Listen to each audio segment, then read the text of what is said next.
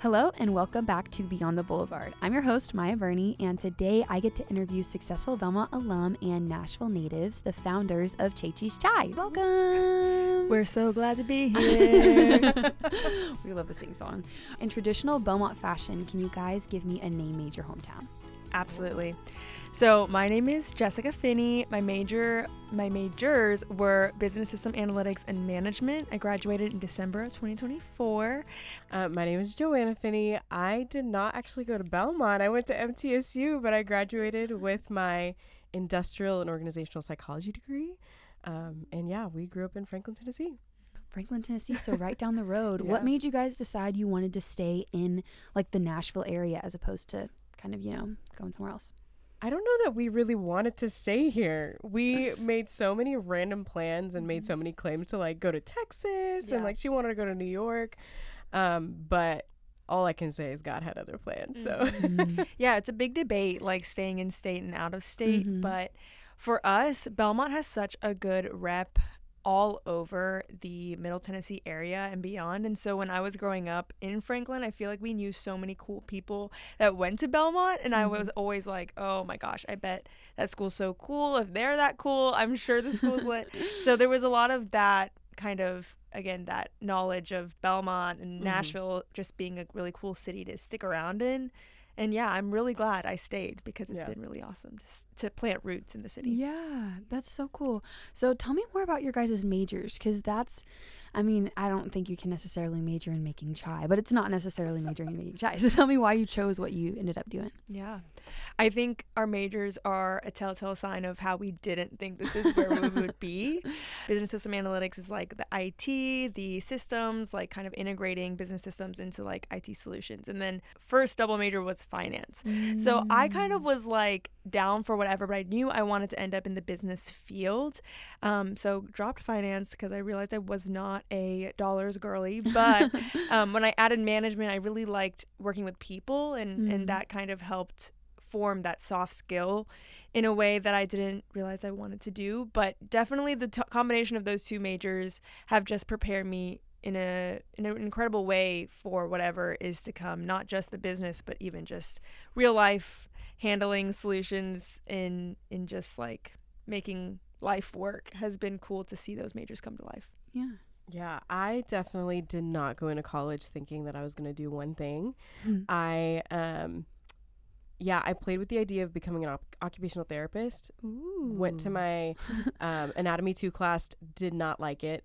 Then I switched to therapy. And so I was like, okay, I'm going to go get my MSW, become a therapist. That also just did not go through. And then I got my industrial and organizational degree, which was only offered at the time by MTSU. And so I was like, oh, this is cool. Maybe I can go into HR or whatever. Yeah. And I did work in HR for 2 years. But I think even as a kid, I was like, I want to be my own boss one day. And so when Chechi's Chai really took off, I was like, this is it. This is what we're doing.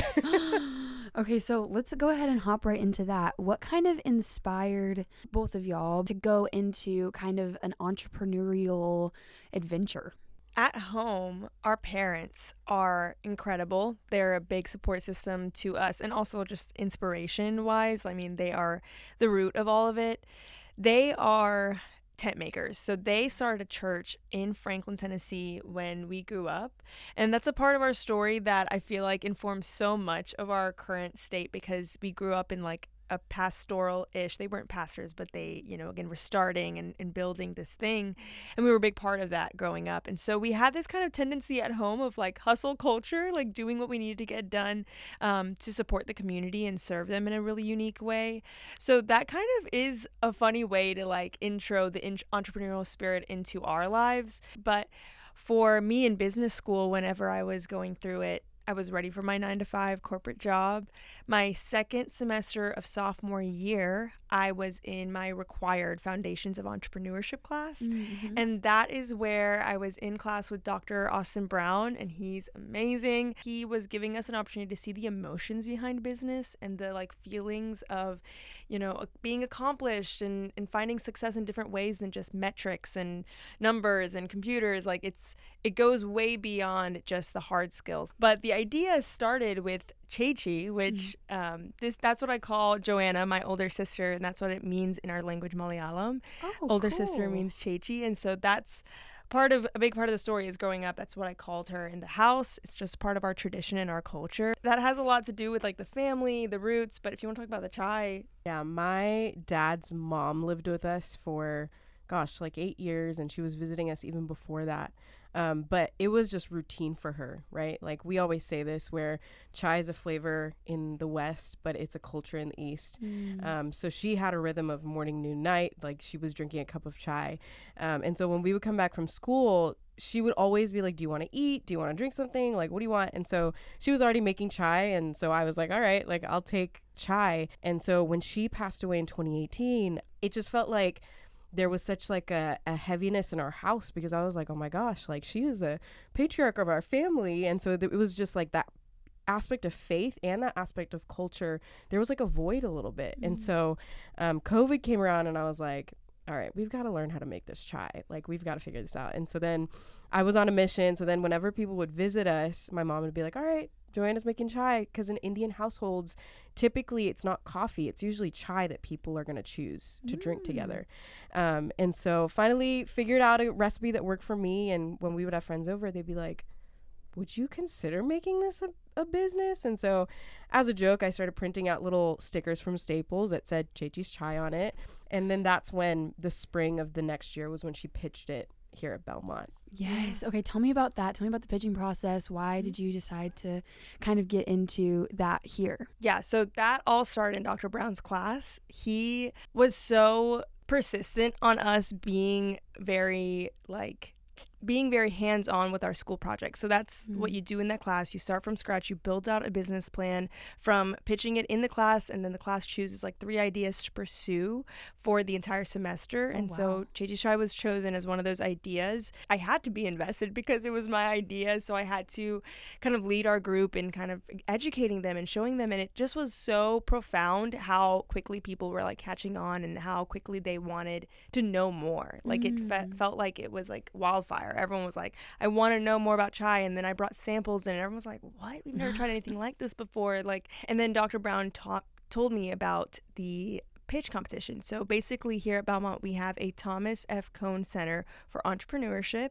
and they are a whole separate organization that is just there to support the entrepreneurial spirit. And that's for anyone. It doesn't have to be someone in the business school. It can be for anyone at Belmont who's looking to start a business. And so they run these pitch competitions, and back then I feel like it was still getting off the ground, but basically they have money set apart for those competitions that you can pitch for. There's first, second, third place, and then there's a People's Choice Award that you can win as well. So yeah, we already had so much of the groundwork done. So Dr. Brown was like, Jess, why not? What are you going to lose by pitching it? Yeah. Which Dr. Brown is the GOAT. Like he truly championed this entire thing at the beginning. Yeah, I don't think we would be here without that encouragement, because when you're so close to something, you don't realize what you have or feel like it's worth again, putting out there. And so anyways, we pitched it at the pitch competition, and I was like, I don't know if it's gonna land. And we won second place that day. We won $1,000, and we walked away being like, what? We both laughed. We were dying, because we were like, this is still a joke for us at the time. You know, when she pitched it, we were like, oh, cool, we got $1,000. Right. And it kind of laid some accountability too, because suddenly the entrepreneurs that judged, or even the Cone Center for Entrepreneurship, suddenly were like, hey, this is really cool. Like, how can we help you get to the next step? Wow. Which was really cool. So then that semester, there were a couple more competitions we competed in. So we competed in one more, won first place for that one, and that one was higher stakes. We got $5,000. Oh and so that whole semester, we just invested this like crazy amount of time that we didn't even know we had towards this thing, and it was worth it. And we got to see an investment in it that was further than just like words. It was like, real money that we could put towards this dream. Quite literally, we went home and we pulled up the Tennessee business account, and we started registering for the LLC, because we were like, all right, this is it, you know? And so that was So after that second competition, we did our first pop-up ever here on campus. But yeah, our first pop-up was a flop because we brought so much stuff. I told my parents, I was like, guys, Belmont Boulevard is popping. I was like, it is so busy. I think we had 10 customers that day. And it was like one of those moments of utter like humility. Yeah, it was just like we were sitting there like, okay, understood. Like, this is fun.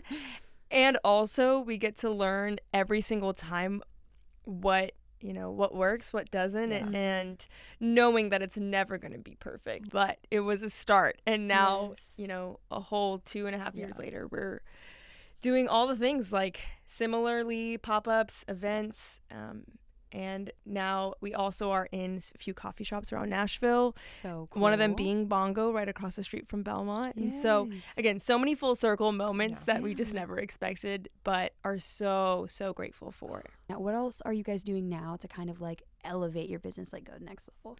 Yeah, we are currently full sending the wholesale space. So our concentrate now is being used in several coffee shops in the area. So we want to continue tapping into that and see where that takes us. The bodega was our first retail. And so we're just kind of like, tiptoeing into waters that we haven't been in before. But there's just so much more possibility. Again, with this business, like I don't think there was ever a point where we were running after something that was like preconceived. It's just like we knock on a door, the door opens, and we're like, oh, cool, this might work. And then we just kind of run after it. And so currently the wholesale space has been big for us. Accessibility is everything too. Like it's a whole different like culture and beverage too. And so for us, it's like, how can we get good chai into people's hands? And so that space has been really cool to be like, all these people we wouldn't have reached otherwise can access it at all these different locations. We're also taking a class at the Nashville Entrepreneur Center, which is actually where we met Maya, who's awesome, and so many awesome people just kind of reside in that area. They have different cohorts that you can join, and we're in the Takeoff program. So we take classes once a week with them. And it's been super cool to kind of, again, formalize an education around entrepreneurship, because neither of us studied that, and kind of getting, language to talk about our business in, and getting ideas and inspiration and even just connections. We're excited about everything that's to come with that. What's your guys' like 5-year goal? Like in 5 years, where do you want to be? Yeah. I want to take down the chai tea latte. Oh my gosh. That's the goal. I think we see so much potential there where we're like, even in this space of Nashville and Belmont and the places where we've been able to start this like education and process of like, hey, I know you know what chai is, but I don't know if maybe you know what this chai is. And so getting the chance to, again, scale up our concentrate and get it into more coffee shops, and even if we can get out of the state into, all 50 states thing, even international would be so cool. But again, giving people the chance to feel the culture and feel that experience. Again, like it's like we're making chai for them at home. That's the goal, is that they're getting to, really embrace not just a drink, but everything that comes with it. And a lot of the times the problem isn't the fact they don't care. It's just that they don't know what they don't know, and they don't have access to it. Yeah. So. And the really cool thing is the Indian chai market, with like concentrates and things, it's so small, and it feels like it's still at the beginning stages. And so we always tell people there are a couple other companies that kind of do similar things as us, but the market's not big enough to where it's competition. It's almost like we're all taking ground together. And so for us, I think it's really cool to look at something like our concentrate and say, okay, well, y'all are building brick and mortars and creating cafes, and you guys have something else going on, but like, what if we take on, getting concentrates out and take something like a Tazo or a Rishi and say, hey, like, we might have something better, So it's cool to kind of see that, because the number one question we get is like, oh, do y'all have a brick and mortar? And we've kind of set it up to where, okay, we're going to try these other streams of, making money, and then the brick and mortar is going to be our prize. It's going to be like, hey, we did the thing, we took it as far as we could, and making a cafe would be like our cherry on top of it all, And so, yeah, I'm really excited to see where that'll go. That's so awesome and Yeah. inspiring. Well, thank Yeah. you guys so much for joining me and letting me talk to you guys for so long. I Yeah. appreciate it. Thanks for having us. having us. So sweet. It was so fun. And thank you for listening to Beyond the Boulevard. If you'd like to tune in, we post these on the Beaumont Vision Spotify, and I'll see you next time.